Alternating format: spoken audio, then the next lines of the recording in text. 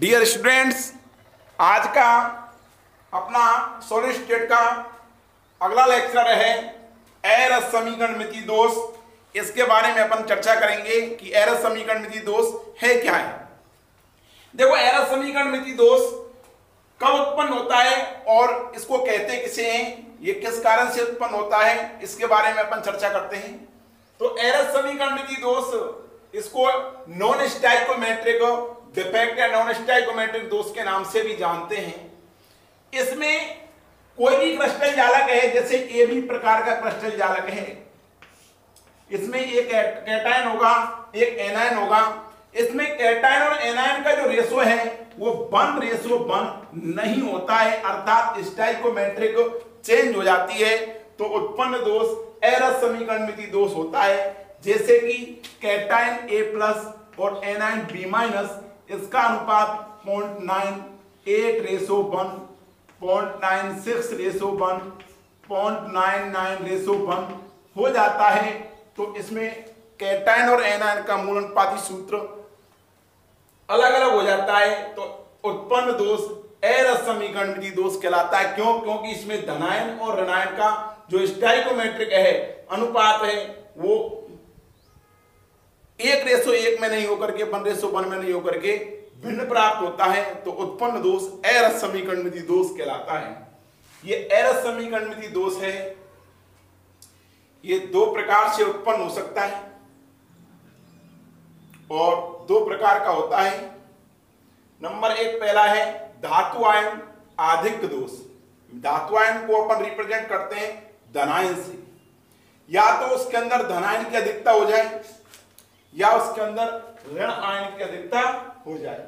जब धनायन की अधिकता हो जाती है तो उसको धातु आयन आधिक्य दोष या इसको धनायन आधिक्य दोष के नाम से जानते हैं। जब उसमें ऋण आयन की अधिकता हो जाती है तो उसको, जैसे ऋणायन की इसमें अधिकता हो गई, ऋणायन जैसे कि A+ और B-, इसमें ऋणायन की जब अधिकता हो जाएगी तो ऐसी स्थिति में धातु आयन क्या हो जाएंगे, कम, तो उत्पन्न दोष को बोलते हैं अपन धातु आयन न्यून दोष।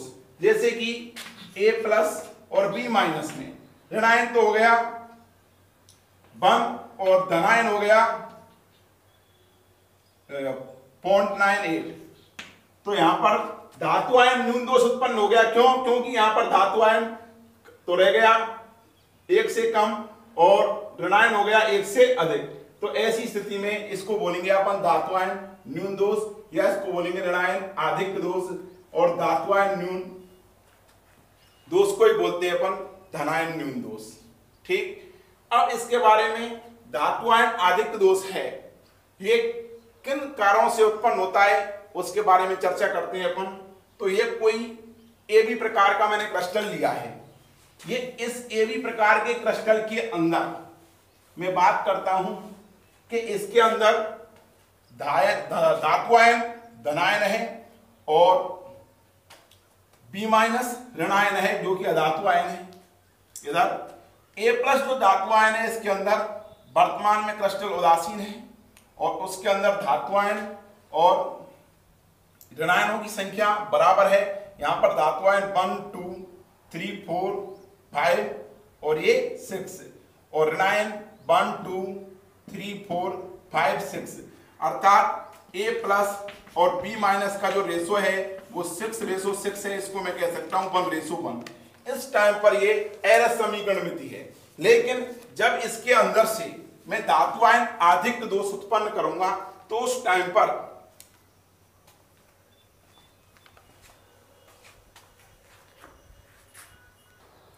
पहला दो कारणों से उत्पन्न होता है। उसमें पहला है ऋणायन, इस क्रिस्टल जो ऋणायन दे रखा है, कोई भी एक ऋणायन क्रिस्टल जालक से बाहर निकल जाए।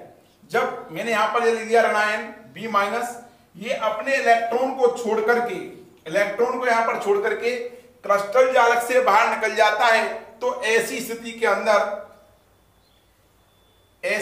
अंदर उत्पन्न दोष धातु आयन अधिक दोष या धनायन आधिक्य दोष होगा। यहां पर अब धनायनों की संख्या कितनी है, 6 है, 1 2 3 5 1 2 3 4 5 और 6, और जो एनायन है, ऋणायन है, उनकी संख्या कितनी है 1 2 3 4 और ये 5।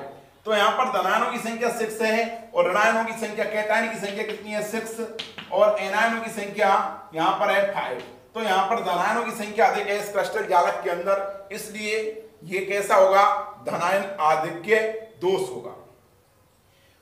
दूसरा है कि दूसरा किस कारण से उत्पन्न होता है कि एक अतिरिक्त धनायन क्रिस्टल जालक के अंतराकाश में प्रवेश कर जाए। कि दूसरा है कि इसमें धनायन और ऋणायनों की संख्या चेंज कैसे हो कि कोई अतिरिक्त धनायन, इसके अंतराकाशी स्थान है ये, इनको बोलते हैं अपन अंतराकाशी स्थान। इन अंतराकाशी स्थान के अंदर कोई किसी भी अंतराकाशी स्थान के अंदर एक अतिरिक्त धनायन प्रवेशित कर जाता है और जिससे इसमें धनायन अधिक दोष उत्पन्न हो जाता है। ये दो प्रकार से उत्पन्न हुआ धात्वायन अधिक दोष। पहला कि अंतराकाशी स्थान के अंदर, दूसरा तो इसमें अंतराकाशी स्थान में अतिरिक्त धनायन प्रवेशित होने पर, और पहला है इसके अंदर कि कोई क्रिस्टल जालक में से कोई भी एक ऋणायन अपने स्थान को छोड़ करके क्रिस्टल से बाहर निकल जाए, जैसे कि यहां पर ये निकल गया। तो इसमें मैं पहले वाले को लेता हूं कि जब ऋणायन क्रिस्टल जालक के अंतराकाशी स्थान, जब ऋणायन क्रिस्टल जालक के अंदर से अपने स्थान को छोड़ता, ये क्रिस्टल जालक लिया मैंने पूरा ही पूरा, इस क्रिस्टल जालक में से कोई एक ऋणायन अपने स्थान को छोड़ करके बाहर चला जाता है और क्रिस्टल की उदासीनता को बनाने के लिए इसके अंदर एक इलेक्ट्रॉन छोड़ जाता है। एक इलेक्ट्रॉन छोड़ जाने से इसमें क्या होगा, जितने धनायन हैं उतने ही जितना पॉजिटिव चार्ज है क्रिस्टल पर उतना ही नेगेटिव चार्ज रहेगा, जिससे कि क्रिस्टल की उदासीनता बनी रहती है। इस क्रिस्टल के अंदर पॉजिटिव चार्ज की संख्या में काउंट करता हूं तो 1 2 3 और 4 पॉजिटिव चार्ज, 5 और ये 6 पॉजिटिव चार्ज है, नेगेटिव चार्ज 1 2 3 4th इलेक्ट्रॉन का, इस वाले इलेक्ट्रॉन का 4 और ये 5 और ये 6, नेगेटिव चार्ज और पॉजिटिव चार्ज बराबर है, इस वजह से क्रिस्टल उदासीन होता है। तो जब क्रिस्टल जालक के अंदर से ऋणायन अपना स्थान छोड़ करके बाहर निकलता है और उसके स्थान पर एक इलेक्ट्रॉन छोड़ जाता है तो उत्पन्न दोष धात्वायन अधिक दोष होगा और इस इलेक्ट्रॉन युक्त इस रिक्त स्थान को अपन बोलते हैं एप केंद्र। ये एप केंद्र है उस क्रिस्टल के लिए रंग के लिए जिम्मेदार माना जाता है। ये एप केंद्र एक जर्मन एप वर्ड है, वो एक जर्मन भाषा के शब्द 4b जेनेटर से लिया गया है। एप केंद्र है वो जर्मन भाषा के शब्द 4b जनरेटर से लिया गया है, जिसका शाब्दिक अर्थ होता है रंग। अतः ये क्रिस्टल जालक में रंग के लिए जिम्मेदार माना जाता है। ये क्रिस्टल जालक में किसके लिए जिम्मेदार माना जाता है, रंग के लिए। किसी क्रिस्टल के अंदर एप केंद्रों की संख्या जितनी अधिक होती है उस क्रिस्टल के लिए रंग की तीव्रता उतनी ही अधिक होती है।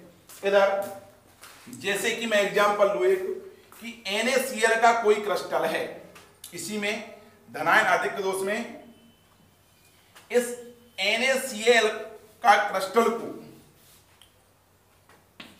मैं NaCl के क्रिस्टल को लेकर के, इसमें Na+ है और Cl- है, इस NaCl के क्रिस्टल को Na की वाष्प से गर्म करता हूं। जब Na की वाष्प से गर्म करूंगा तो यहां पर Na+ होगा, ये Cl-, ये Na+, Cl-, ये होगा A+ और B- की जगह पर A+ जहां पर है वहां पर Na+ होगा, Cl B- है वहां पर Cl- होगा। तो इस NaCl के क्रिस्टल को जब Na की पास में गर्म करते हैं तो ऐसी स्थिति में तो Na+ कोई एक Na+ क्रिस्टल की सतह पर चिपक जाता है और Cl- आयन है उस क्रिस्टल के अंतराकाशी Cl- आयन है उस क्रिस्टल में से अपने Cl एक इलेक्ट्रॉन को छोड़ करके उस क्रिस्टल की सतह पर आ जाता है तो सतह पर गया हुआ, जैसे कि इसकी सतह पर ये Na+ इस सतह पर आ गया, इस सरफेस पर आ गया, सरफेस अंतराकाशी स्थान पर नहीं सरफेस पर आ जाता है Na+। तो जो Cl- स्थान छोड़ेगा वो इलेक्ट्रॉन को उस स्थान पर छोड़ जाता है और सतह पर ही ये Cl- आ जाता है और ये NaCl बना लेती है। तो सतह पर NaCl एग्जिस्ट करेगा, लेकिन अंतराकाशी स्थान पर इलेक्ट्रॉन शेष रह जाता है जो कि F केंद्र कहलाता है। इसी वजह से NaCl के क्रिस्टल में Na+ की अधिकता हो जाती है और Cl की उसके क्रिस्टल में कमी हो जाती है। तो Cl सतह पर न्यूट्रलिटी मेंटेन करता है और क्रिस्टल में धनायन और ऋणायन का अनुपात बराबर, क्रिस्टल में धनायन और ऋणायन आवेश का अनुपात बराबर है, इसलिए क्रिस्टल की उदासीनता बनी रहती है। तो ये इस कारण से जो NaCl का क्रिस्टल है वो NaCl का क्रिस्टल जब Na की वाष्प में गर्म करते हैं तो पीला दिखाई देता है। इधर LiCl के क्रिस्टल को जब अपन Li की वाष्प में गर्म करते हैं, लिथियम की वाष्प में, तो ये गुलाबी दिखाई देता है, गुलाबी।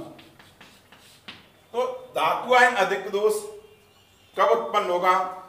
तब उत्पन्न होता है कि जब कोई ऋणायन उसके क्रिस्टल जालक में अपने इलेक्ट्रॉन को छोड़ करके क्रिस्टल जालक से बाहर चला जाता है, तो धातु आयन अधिक दोष उत्पन्न होता है। दूसरा आता है धातु आयन अधिक दोष कि कोई धातु आयन, एक अतिरिक्त धातु आयन इस क्रिस्टल के अंतराकाशी स्थान के अंदर प्रवेशित हो जाता है। अब मैं दूसरा ले रहा हूं इसके अंदर धातु आयन अधिक दोष में, जिस कारण से उत्पन्न हो रहा है कि अतिरिक्त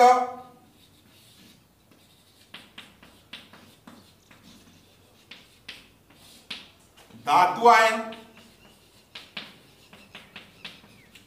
क्रिस्टल के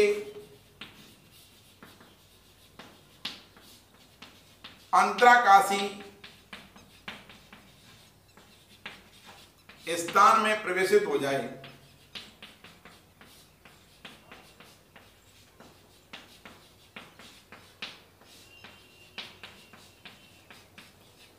जैसे कि मैंने यहां पर एक क्रिस्टल लिया A+, B-, ये A+, ये B-, ये A+, सॉरी B-, ये A+, B-, ये A+, ये B- है यहां पर, तो यह आएगा A+, ये B-, ये A+, ये B-। ये वाला स्थान है वह है अंतराकाशी स्थान।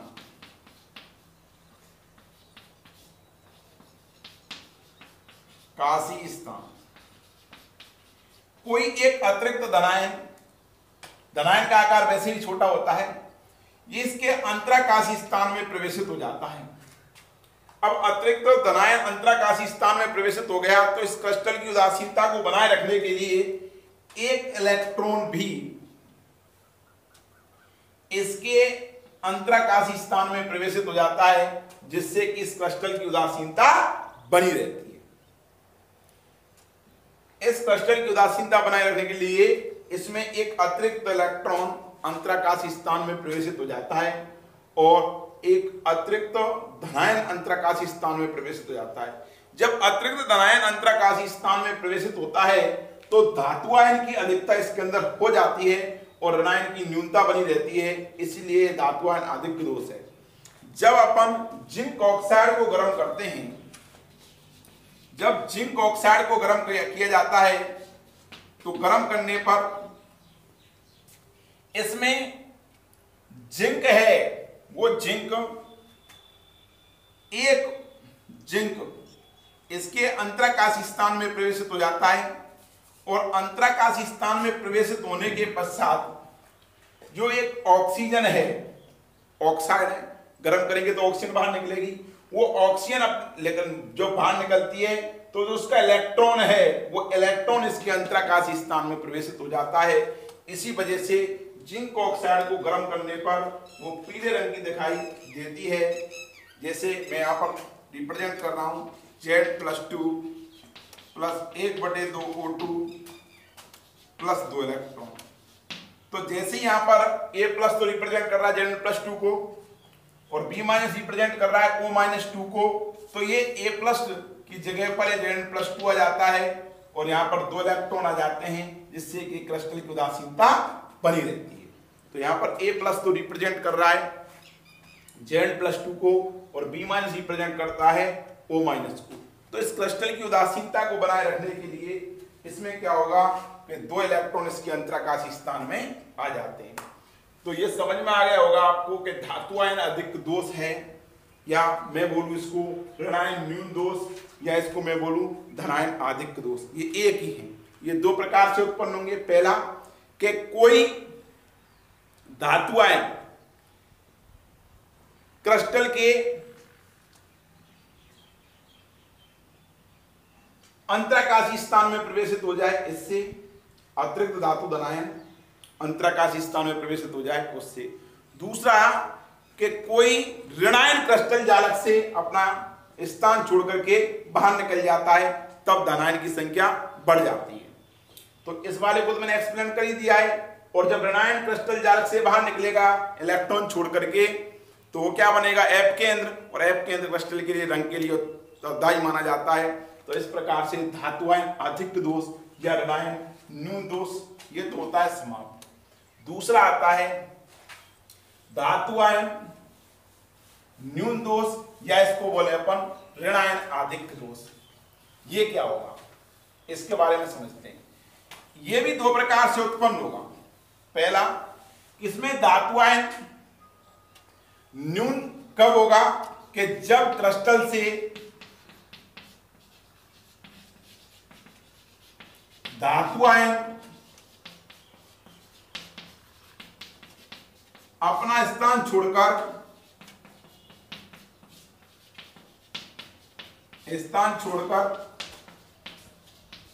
निकल जाता है। एक तो ये हो गया। दूसरा, जब अतिरिक्त धनायन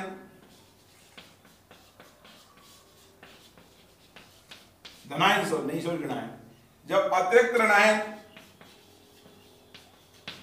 क्रिस्टल के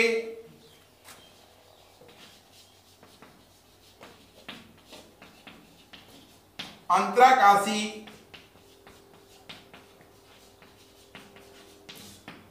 स्थान में प्रवेशित हो जाए,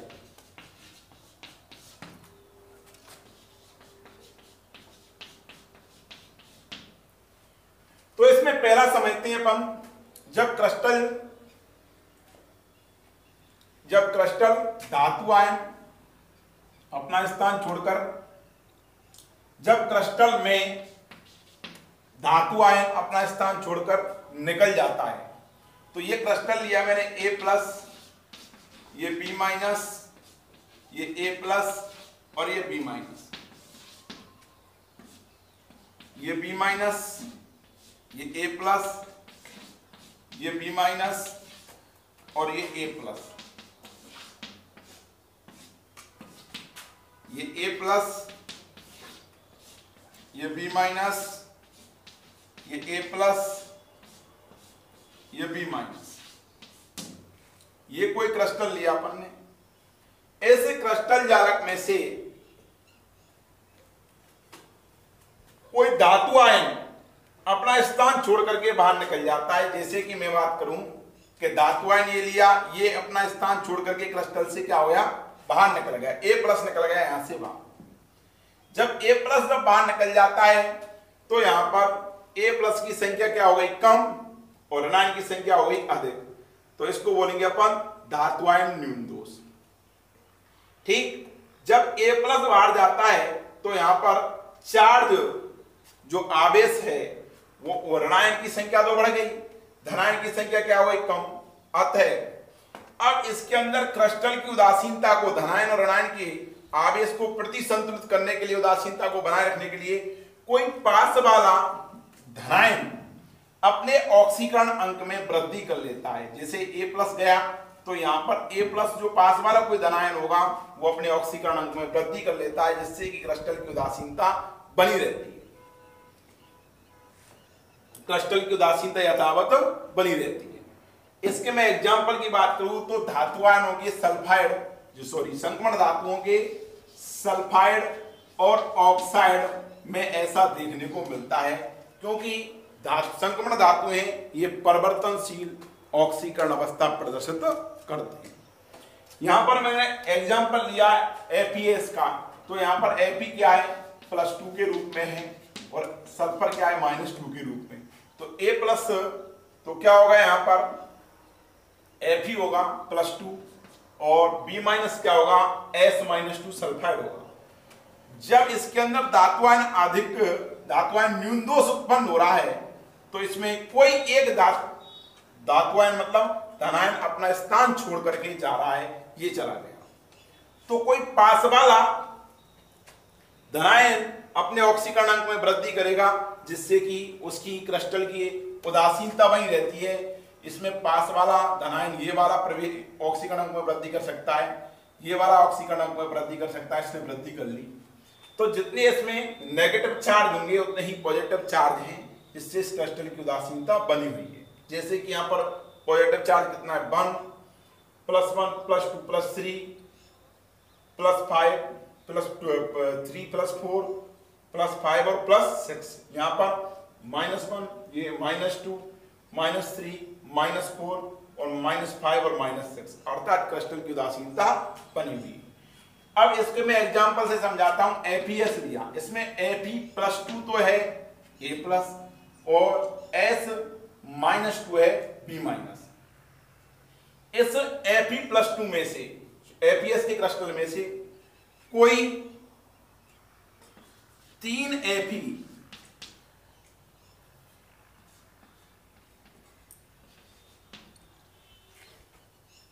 मैं कह रहा हूं कोई 3 Fe+2 ये क्रिस्टल से बाहर चले जाते हैं, या मैं ऐसे कह दूं कोई 3 Fe क्रिस्टल से बाहर चले जाएं, या मैं ऐसे कह दूं कि एक Fe+2 क्रिस्टल से बाहर चला जाता है। समझने का प्रयास करना, एक Fe+2 ये क्रिस्टल से बाहर चला जाता है। तो जो Fe+2 क्रिस्टल से बाहर जाएगा तो यहां पर और पास वाला जो एक Fe के क्रिस्टल के से बाहर जाने पर तो पास वाले जो 2 Fe हैं वो अपने ऑक्सीकरण अंक में +2 की वृद्धि कर लेते हैं। ठीक है ना, कैसे इसको मैं रिप्रेजेंट कर रहा हूं यहां से पूरे के पूरे वो क्रिस्टल को FeS के को इधर देखना।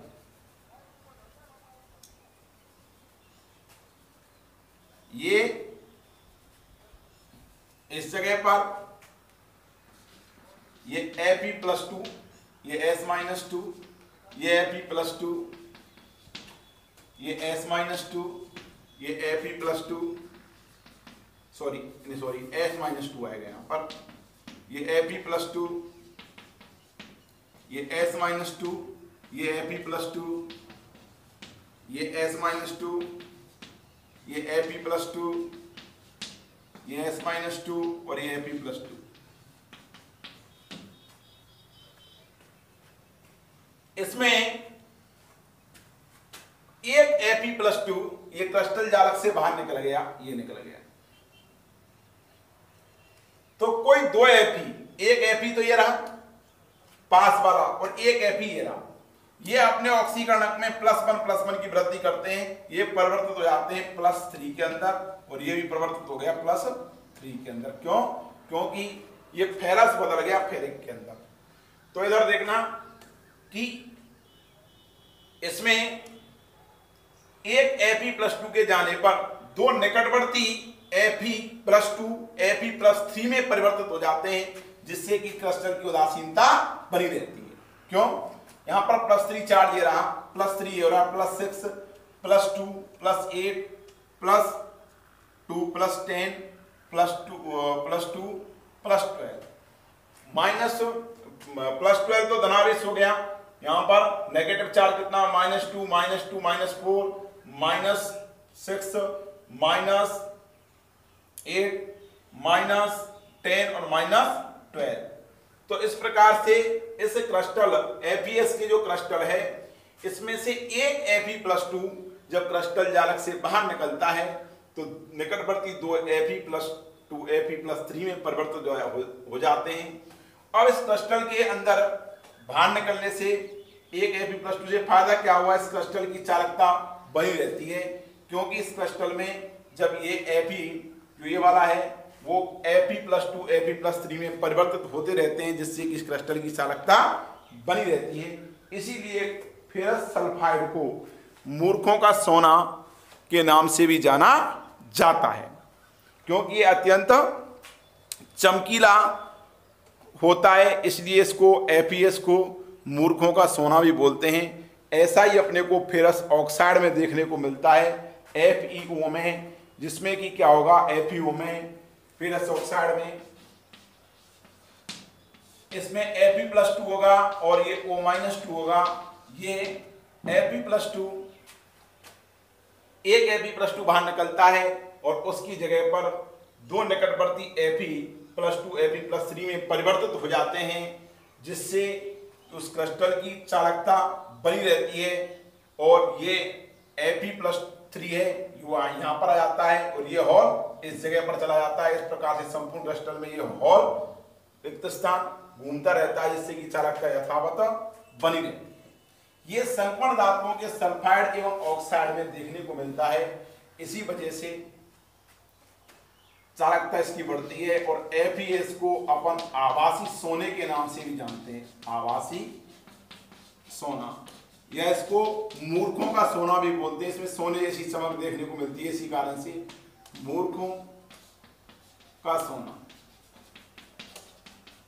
दूसरा आता है इसमें, जब फ्लैश आ रहा है थोड़ा सा, जब अतिरिक्त ऋणायन क्रिस्टल के अंतराकाशी स्थान में प्रवेशित हो जाएगा। इसको समझना कि इस प्रकार का कोई भी क्रिस्टल संभव नहीं है। क्यों संभव नहीं है? क्योंकि ऋणायन का आकार धनायन की तुलना में बड़ा होता है।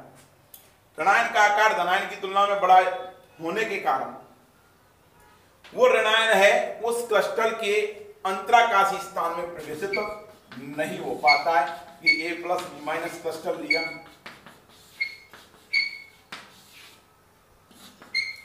B- A+, B- A+,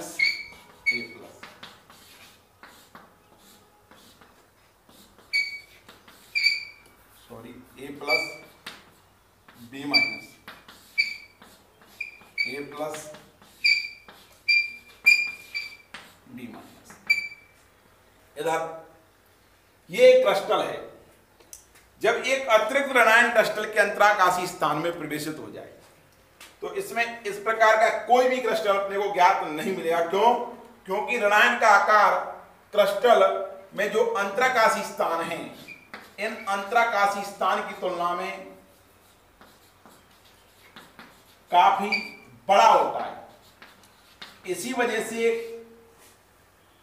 इस अंतराकाशी स्थान में ऋणायन प्रवेशित नहीं हो पाता है। और आज तक कोई ऐसा क्रिस्टल ज्ञात नहीं है जिसमें कि एक ऋणायन के अंतराकाशी स्थान में प्रवेशित होने पर धातु आयन, न्यून दोष या ऋणायन अधिक दोष उत्पन्न हुआ हो। तो अपने कुछ को नहीं पढ़ना है। तो इस प्रकार से मैं दोबारा समराइज करता हूं कि ये एरस समीकरण जो मिति दोष हैं वो दो प्रकार के हैं। पहला है धातु आयन आधिक्य दोष, या इसी को बोलते हैं अपन धनायन आधिक्य दोष, और इसी को बोलते हैं अपन ऋणायन न्यून दोष। तो ये दो प्रकार से उत्पन्न हुआ है। पहला है अतिरिक्त, पहला है इसके अंदर धातु आयन क्रिस्टल जालक में ऋणायन के बाहर निकल जाने से, जब क्रिस्टल जालक में जब ऋणायन बाहर निकलता है तो धनायनों की अधिकता हो जाती है। जब कोई ऋणायन क्रिस्टल जालक में से अपने इलेक्ट्रॉन को छोड़ करके बाहर निकलता है तो उसमें धनायनों की अधिकता हो जाती है और उस जगह पर एफ केंद्र उत्पन्न हो जाते हैं। और एफ केंद्र एक जर्मन भाषा का शब्द 4b जनरेटर से लिया गया है, जिसका शाब्दिक अर्थ होता है रंग। अतः यह क्रिस्टल में रंग के लिए उत्तरदायी माना जाता है। दूसरा है कि एक अतिरिक्त